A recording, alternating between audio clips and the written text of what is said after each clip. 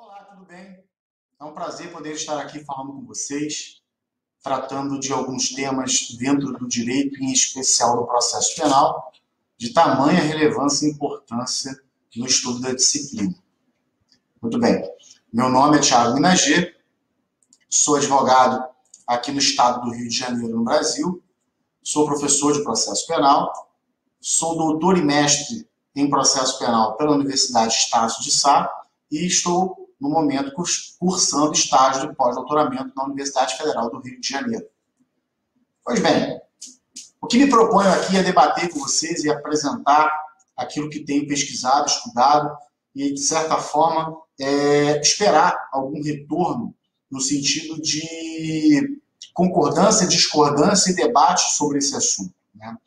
Acredito eu que o principal objetivo, o grande objetivo daqueles que trabalham com o processo penal é termos um processo em que possamos dizer que determinado sistema possui um juiz imparcial.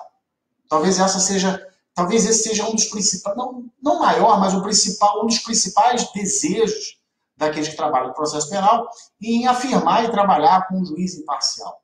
Pois bem, só que nós não podemos esquecer da figura da pessoa, que existe um ser humano, existe uma pessoa que ocupa um cargo e exerce uma função de juiz. E, obviamente, que essa pessoa que ali está é passível de erros, influências das mais variadas espécies, desde uma influência social, uma influência de criação, uma influência ideológica, uma influência religiosa, e assim sucessivamente. Ou seja, é um ser humano que está julgando. E esse ser humano, ele carrega em si tudo aquilo que ele vivenciou e viveu e que, de certa forma, constitui a sua essência. Pois bem, quando nós falamos de processo penal, nós precisamos ter instrumentos, elementos que possam garantir que o processo, além de ter o seu percurso normal e respeitado, possa, nesse caminhar, garantir os direitos das pessoas que ali estão envolvidas, né? Nós temos, então, a atuação de um Estado acusador, uma atuação de uma defesa, que pode ser exercida também por um órgão estatal, mas, em especial, é exercido predominantemente por uma defesa particular, um advogado constituído, contratado para isso, e o Estado na figura do juiz para julgar. Pois bem, essa engenharia, esse desenho do processo entre acusação, defesa e juiz, ele está inserido em um determinado sistema, que nós chamamos de sistema processual. Bom, temos algumas espécies de sistema que são identificadas, em especial pela Constituição de determinado país e a sua legislação.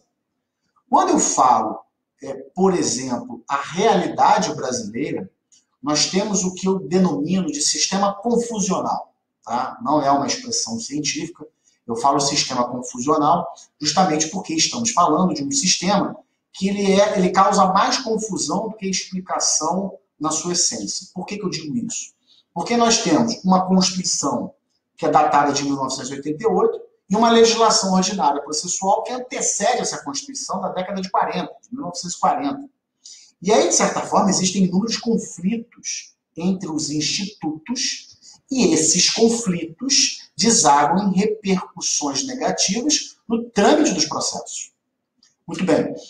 Temos uma matriz predominantemente inquisitória, oriunda de um sistema inquisitorial, e temos lampejos, reflexos, alguns institutos característicos de um sistema acusatório. Ou seja, nós não temos um sistema acusatório, nós não temos um sistema inquisitório, e nós temos uma mesclagem desses sistemas, desses institutos, e por isso que eu chamo de sistema confusional, porque certo momento trabalhamos com a inquisitoriedade, certo momento trabalhamos com a acusatoriedade. Isso, de certa forma, acaba sendo uma realidade de muitos países, desde a América Latina, América Central, América do Norte, da Europa.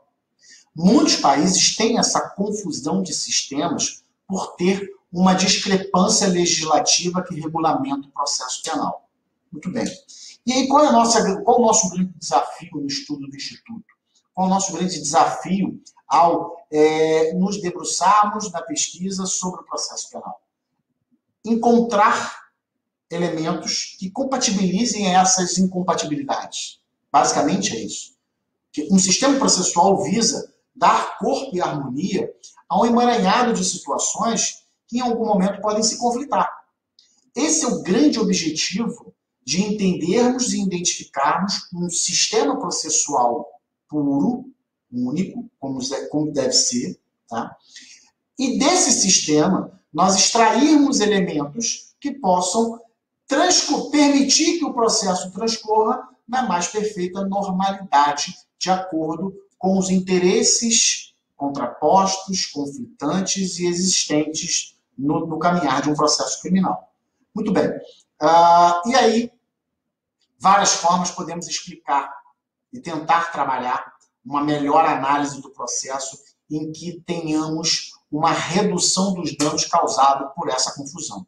Eu acredito, sinceramente, que é muito difícil que tenhamos um sistema perfeito, 100% perfeito, sem qualquer rusga, sem qualquer ruído, sem qualquer incompatibilidade. Eu acho muito pouco provável alcançarmos esse patamar, embora esse seja o objetivo do estudo, né? Alcançarmos esse patamar de perfeição, por mais que tenhamos a certeza que não alcançaremos, mas precisamos persistir e insistir na busca por essa perfeição. Então, eu acredito que um processo penal hoje estruturado de forma compatível com a Constituição, compatível com os tratados internacionais, é um trabalho árduo de redução de danos, né, de redução de erros, de redução de violações de direitos que o processo pode vir a perpetrar, ocorrer, praticar e assim sucessivamente. Pois bem, e nesse caminhar, em toda essa análise, eu comecei a trabalhar a questão da oralidade. Muito se fala no princípio da oralidade, pouco se explica o princípio da oralidade, pouco se compreende a sua real influência e repercussão no campo do processo penal. O primeiro ponto que eu quero deixar muito claro aqui com vocês e explicar é que a oralidade não se confunde com a oratória. Nós não estamos aqui trabalhando um processo penal em que as partes tenham boa fala, boa dicção, entonação e assim sucessivamente. Não estamos falando de oratória. Quando eu falo de oralidade, basicamente eu quero falar de uma metodologia de trabalho onde o processo será desenvolvido, os atos processuais serão praticados na sequência previamente determinada, porém de forma oral. Muito bem. Tentando agora explicar melhor essa questão da oralidade dentro do contexto do processo penal. Tradicionalmente, pelo mundo afora, nós temos um processo que ele é um processo escrito, um processo sigiloso, um processo documentado, um processo burocrático. A máquina estatal em todos os países desse mundo, ela de certa forma carrega essa pecha, esse peso de que é algo burocrático, algo demorado, algo que não funciona em sua plenitude. Muito bem.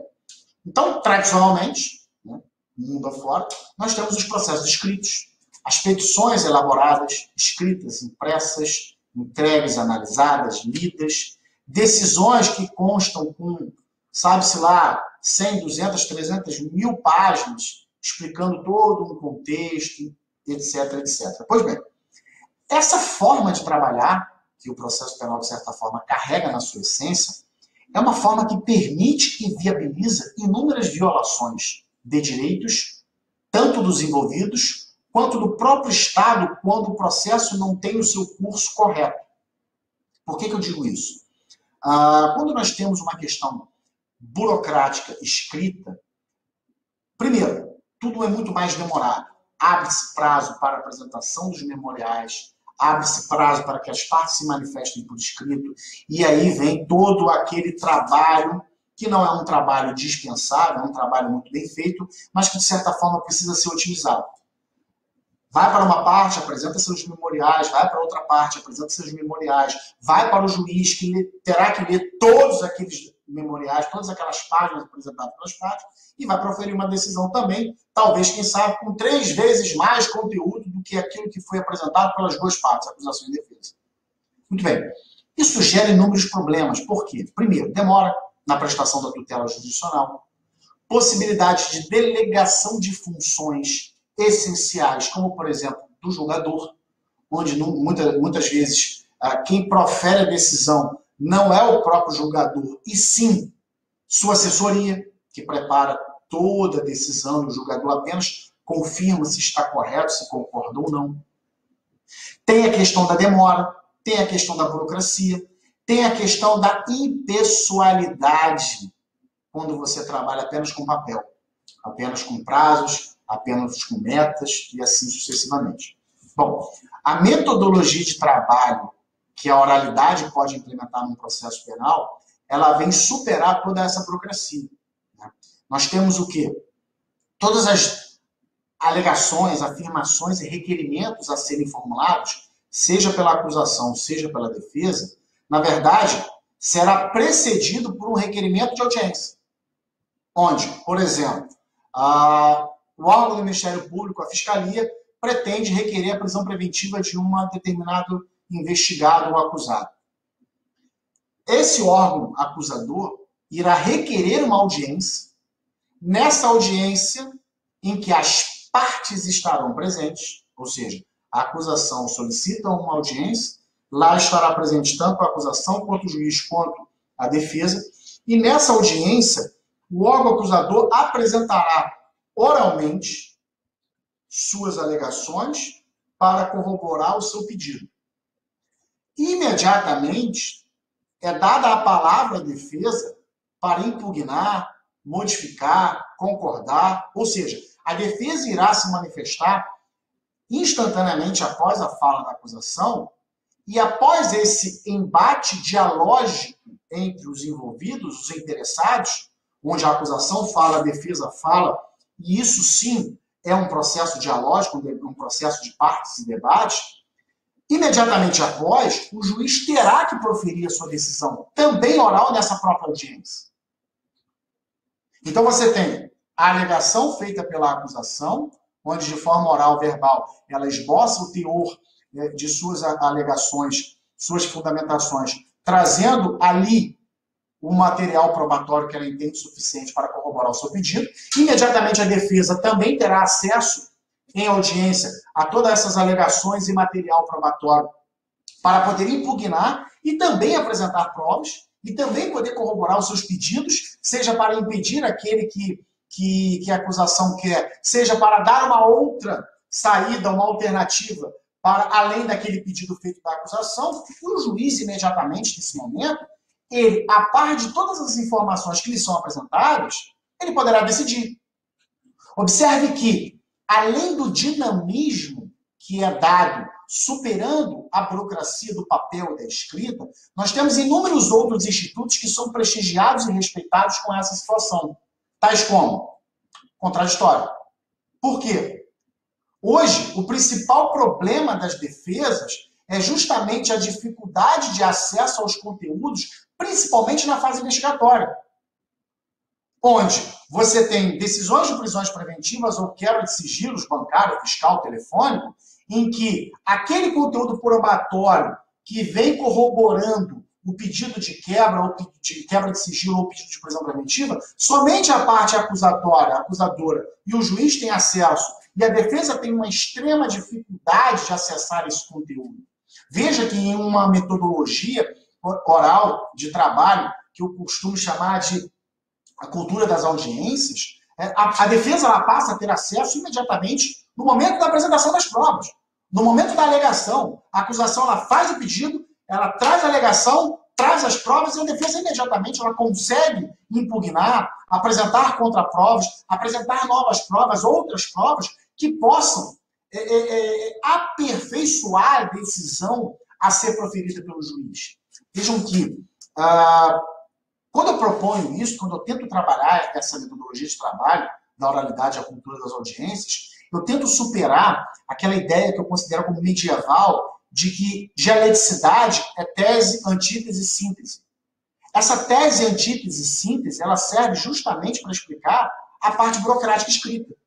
Porque você tem uma alegação, uma outra contra-alegação que tenta bloquear, a contra-alegação tenta bloquear a alegação, e o juiz pode dar uma outra vertente, uma outra decisão completamente fora dos parâmetros estabelecidos na alegação e a contra-alegação. Quando eu tento trabalhar essa questão da oralidade, a dialeticidade, o contraditório a ser trabalhado aqui, e dessa forma poderíamos trabalhar, sim, com uma perspectiva hegeliana, de Hegel, podem observar que o contraditório não é apenas contrapor o que foi dito. O contraditório vai além. O contraditório ele passa a ser um instrumento de auxílio na construção, na construção da decisão a ser proferida pelo juiz. Por que isso? Porque aqui nós não estamos falando, em uma cultura das audiências, uma metodologia da oralidade, nós não estamos falando em uma disputa entre tese e antítese. Nós estamos falando de um diálogo feito em audiência, onde as partes interessadas esboçarão seus interesses e os seus pedidos, apresentando elementos probatórios que possam corroborar suas alegações, limitando o juiz a proferir uma decisão de acordo com aquilo que foi produzido em audiência. Observe que nós, com essa metodologia, podemos conseguir superar a ideia de tese, antítese e síntese, e essa síntese ser algo completamente alheio à tese e antítese. Observe que o contraditório, ele passa na sua essência a ser aplicado para além da informação e reação. Na verdade, o contraditório, ele tem sim a essência da informação e reação, mas ele também traz consigo uma ideia de auxílio na construção da decisão judicial a ser proferida. Observe que esse tipo de contraditório, essa forma, talvez a expressão correta não seja nem tipo de contraditório, mas essa forma de visualizar e entender o contraditório, para além de contrapor o que foi dito, ela compartilha com o juiz a importância e a responsabilidade do conteúdo da decisão a ser proferida. Se observarem hoje, com a metodologia atual e burocrática, fica 100% a critério do juiz como ele vai decidir. Somado a isso, o livre convencimento motivado, observe que o juiz ele pode se convencer de algo e, de forma livre, decidir e fundamentar de uma forma que ele transcende, que ele ultrapasse aquilo que foi apresentado pelas partes. De fato, o tempo que ele tem disponível pela burocracia para avaliar, refletir, etc., lhe permite tudo isso. Quando nós falamos de uma metodologia de trabalho pela oralidade, onde a cultura das audiências se faz predominante e ela traz toda essa perspectiva de participação, observem que é realçada a importância e a forma de atuação, primeiro, da acusação, segundo, da defesa, porque as partes param, elas deixam de lado a ideia de fazer memoriais extensos, cansativos, e trazer uma infinidade de documentos para tentar convencer do que está sendo alegado, e elas são alçadas a um novo patamar de atuação, onde, na verdade, a sua forma de agir, a sua forma de atuar, ela passa a ser algo que contribui e ajuda a construir a decisão a ser proferida. Pois as partes começam a alegar, contrapor, não uma bloqueando a outra, mas apenas aperfeiçoando o conhecimento sobre o fato a ser discutido.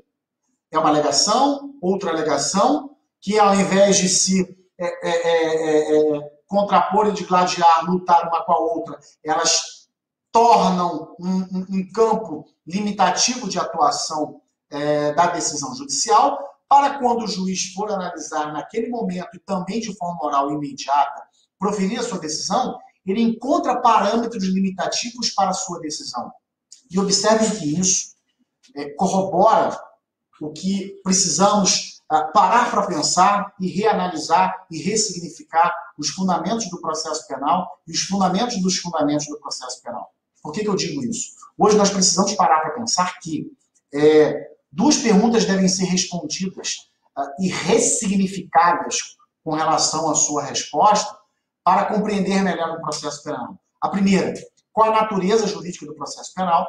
E a segunda, qual a finalidade do processo penal? Por que eu digo isso? No passado, num sistema predominantemente inquisitivo, inquisitório, nós tínhamos uma concepção de processo penal que a natureza do processo era um direito subjetivo de punir do Estado. A natureza jurídica do processo penal, os fundamentos dos fundamentos do processo penal, era um direito subjetivo de punir do Estado. Pois bem, dentro dessa perspectiva medieval, nós tínhamos uma finalidade do processo penal, ou seja, os fundamentos dos fundamentos do processo penal, a natureza jurídica seria e era um direito subjetivo de punir do Estado, e a finalidade do processo penal, que seriam os fundamentos do processo penal, seria o quê? O processo penal é um instrumento de aplicação da lei penal. Veja, os fundamentos, instrumentos de aplicação da lei penal, os fundamentos dos fundamentos, direito subjetivo de punir do Estado, eles ditavam o rumo a ser trilhado pelo processo. Nada melhor que para corroborar essa perspectiva processual do que um processo escrito e burocrático. E aí agora vamos dar um giro e ressignificar esses institutos. Quando nós falamos de Estado Democrático de Direito, uma superação do sistema inquisitório para um sistema acusatório e assim sucessivamente, começa a entrar novas perspectivas de análise do processo penal. E aí nós temos que revisitar os fundamentos, finalidade do processo penal, e os fundamentos dos fundamentos, natureza jurídica do processo penal. Hoje, dentro de uma perspectiva de uma análise, de um controle de convencionalidade, amparado e justificado nos tratados de direitos humanos, tratados internacionais, que a grande maioria dos países do mundo são signatários, nós temos a seguinte ressignificação.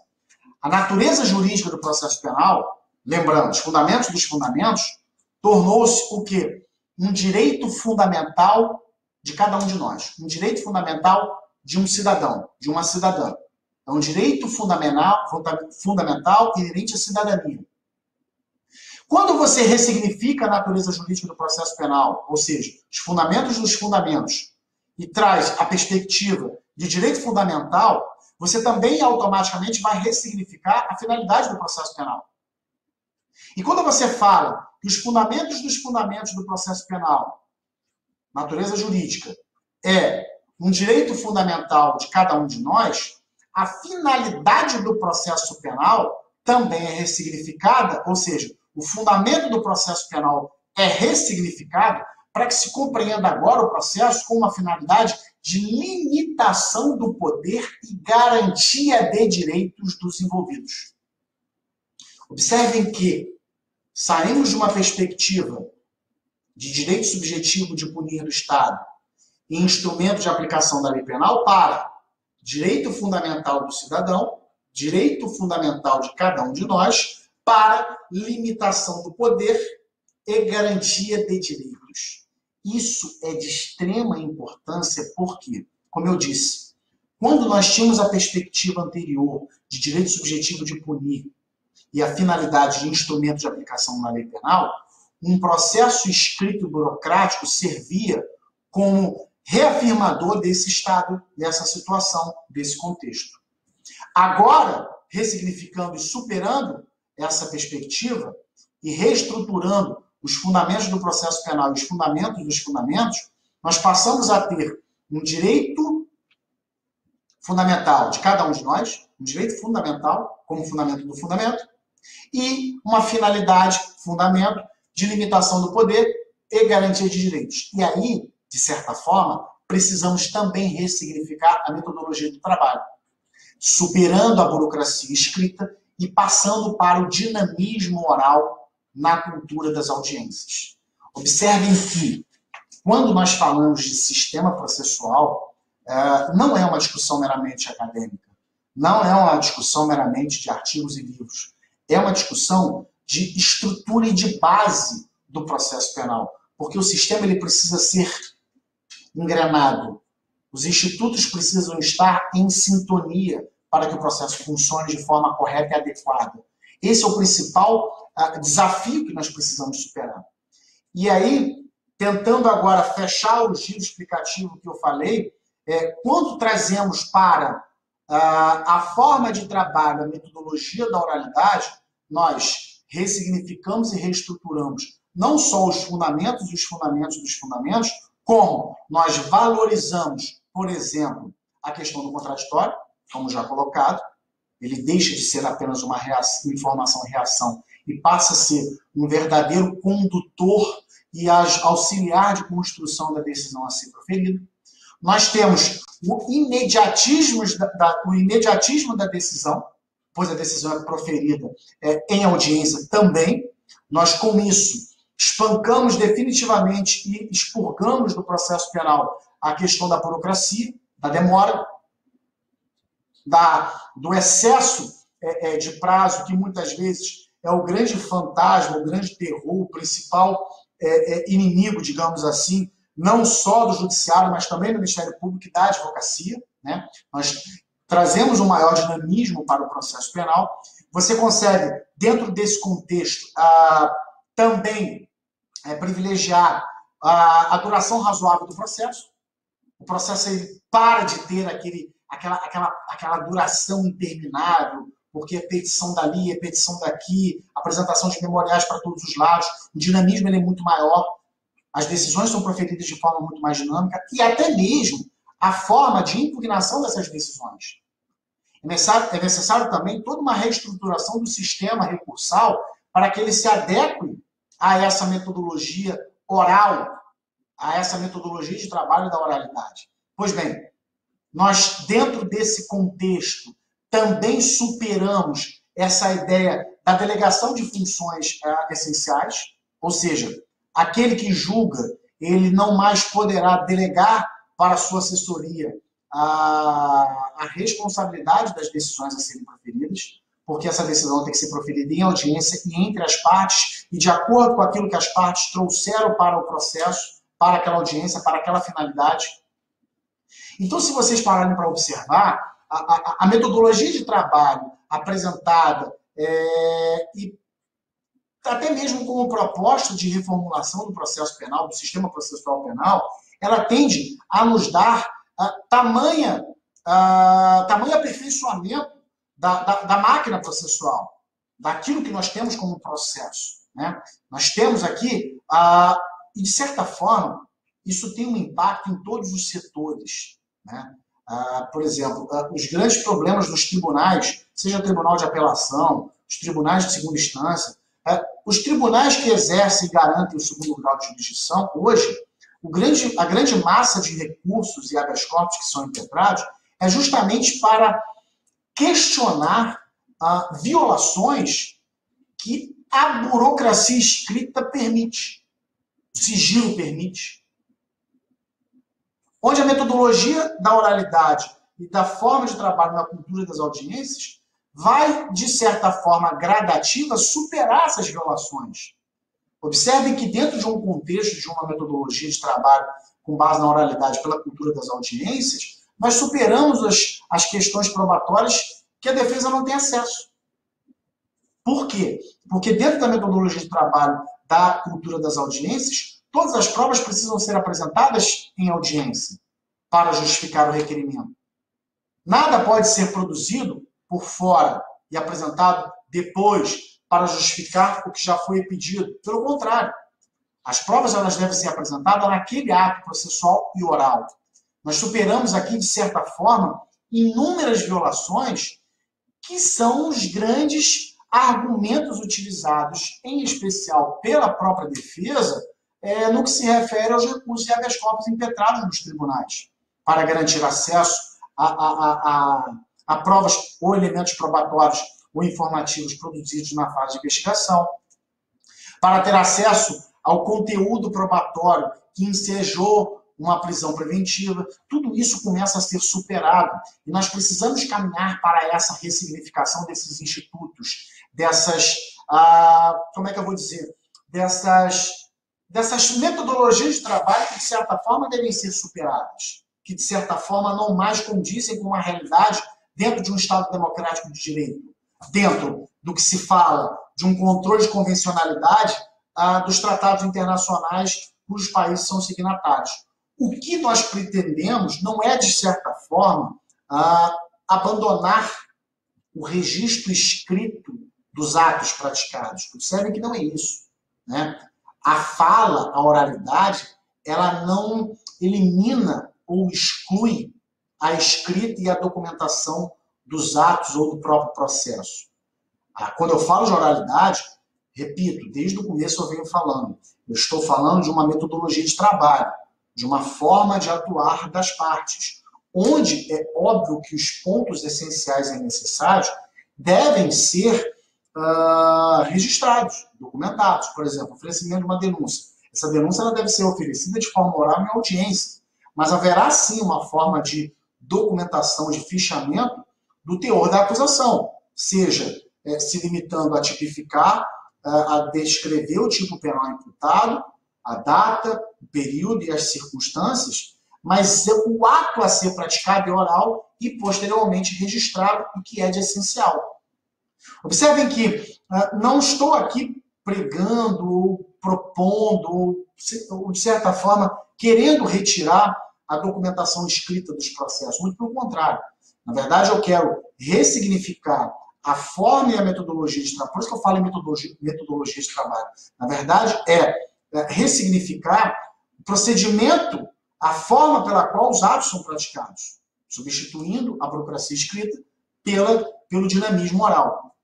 E isso requer, de certa forma, uma realocação, como nós estamos falando de ressignificação, nós também precisamos falar de uma realocação da atuação dos personagens, dos sujeitos processuais, né? Sujeito processual julgador, sujeito acusador e o sujeito defensor. Então, o juiz, Ministério Público, Fiscalia, com a advocacia, defensoria. Essas partes elas começam a assumir os seus respectivos protagonismos do processo. A acusação ela passa a ser dela exigido maior, como é que eu vou dizer, maior compromisso de relação entre o alegado e o conteúdo probatório, em que ela permite à defesa acessar de forma imediata na audiência o que tem de conteúdo probatório. Nós acabamos aqui com as decisões que proferem, por exemplo, uma prisão preventiva, onde a defesa não tem a menor noção de qual conteúdo probatório que foi apresentado. A defesa não tem. E é uma grande dificuldade ter acesso aos documentos que ensejaram uma decisão de prisão preventiva. Observem que a acusação ela passa a ter maior compromisso de lealdade e fornecimento de informações para que a defesa possa agir. A defesa passa a ter maior responsabilidade e uma atuação mais proativa, deixando aquela posição contemplativa de que o anjo da prova é da acusação, a acusação que prova, a acusação que apresente documentos. Não que isso vai acabar, não é isso. Mas a defesa ela precisa se ressignificar e se realocar nesse âmbito processual, onde a sua posição, as suas alegações e aquilo que é apresentado e produzido como prova ou elemento informativo vai contribuir para a decisão a ser proferida por aquele juiz que era rodeado de assessoria e agora terá que, em audiência, proferir suas decisões. E eis a importância da atuação das partes. Acusação e defesa apresentando elementos para que o juiz decida com base nisso que é apresentado. Observem que as partes, e aí quando eu falo partes eu me refiro à acusação e defesa, alçam um protagonismo maior, passa a ter uma responsabilidade maior no que se refere à produção probatória para que essa decisão a ser proferida pelo juiz, ela seja pautada naquilo que foi apresentado pelas partes. E por isso eu falo que o Ministério Público terá um compromisso maior, a Fiscalia terá um compromisso maior de apresentação das informações do acervo probatório que possui, e a defesa terá uma necessidade maior de ter uma participação proativa do que algo contemplativo. E assim, já partindo aqui para a conclusão do que eu quero trazer para vocês, observem que toda essa ressignificação e reformulação dos institutos e da forma de atuação no processo penal, isso vem, de certa forma, a abraçar praticamente de forma necessária o que nós temos como denominado juiz das garantias. Por quê? Porque nós teríamos um juiz que atua um órgão jurisdicional que atua na fase pré-processual, garantindo, assim, uma questão da imparcialidade. Não que os juízes anteriores fossem imparciais, mas apenas critérios objetivos de garantias e manutenção que vai corroborar a finalidade do processo penal, que é a limitação do poder e garantia de direitos. Então, é uma forma de garantia objetiva de imparcialidade, onde você tem um juiz que atua de forma pré-processual e o outro que atua de forma já no âmbito processual, onde os julgadores não misturam a ideia pré-processual para início do processo com a ideia processual para término do processo. Então, são momentos distintos de atuações em que aquele que julga precisa estar isento de uma análise prévia ou mesmo de uma análise posterior. Ele deve analisar o momento em que ele está inserido, seja pré-processual ou processual. Mas o tema juiz das garantias, será abordado de outro modo, é apenas a título mesmo de anunciar que isso é algo, que esse instituto é algo que vem prestigiar, está interligado, de certa forma, ao que eu tento trazer para vocês como uma metodologia nova de trabalho, que é a oralidade. Então, para concluir, se eu pudesse resumir todo esse tempo aqui que eu falei com vocês, eu diria o seguinte: nós temos hoje um processo penal, que é a sua natureza jurídica, fundamento dos fundamentos, é um direito fundamental de cada um de nós, de cada cidadão e cidadã. Nós temos o processo penal, cuja finalidade, fundamentos do processo penal, é de limitação do poder e garantia de direitos, e tudo isso pode ser preservado e garantido com uma metodologia de trabalho da cultura das audiências, que é a implementação da oralidade no âmbito processual penal, que terá inúmeras repercussões, desde o início de uma investigação até o término de julgamento dos recursos inerentes a este caso penal. Então, espero que tenha me feito entender, espero que tenham compreendido, espero que eu possa ter trazido aqui uma discussão que traga uma nova visão para com o processo penal, e estou à disposição aqui para posteriormente debatermos, desenvolvermos melhor isso tudo que eu tentei resumir para vocês, porque o tempo aqui é curto e eu preciso ter um limite de atuação, tal qual o processo penal precisa ter um limite de atuação, e eu também aqui preciso ter um limite de fala para que vocês possam absorver essas informações que eu trouxe, essas novas propostas, e possam também digerir e esboçar suas opiniões, manifestações, concordâncias, discordâncias, o aprimoramento, e é assim que funciona o processo penal em um Estado democrático de direito. A democracia se faz com a discordância respeitosa e construção de novos conhecimentos. Muito obrigado, estou à disposição, foi um grande prazer aqui poder falar com vocês, espero voltar e termos maiores debates com relação a esse e tantos outros temas de tamanha importância para o nosso direito e a nossa consolidação como democracia. Até já, um abraço.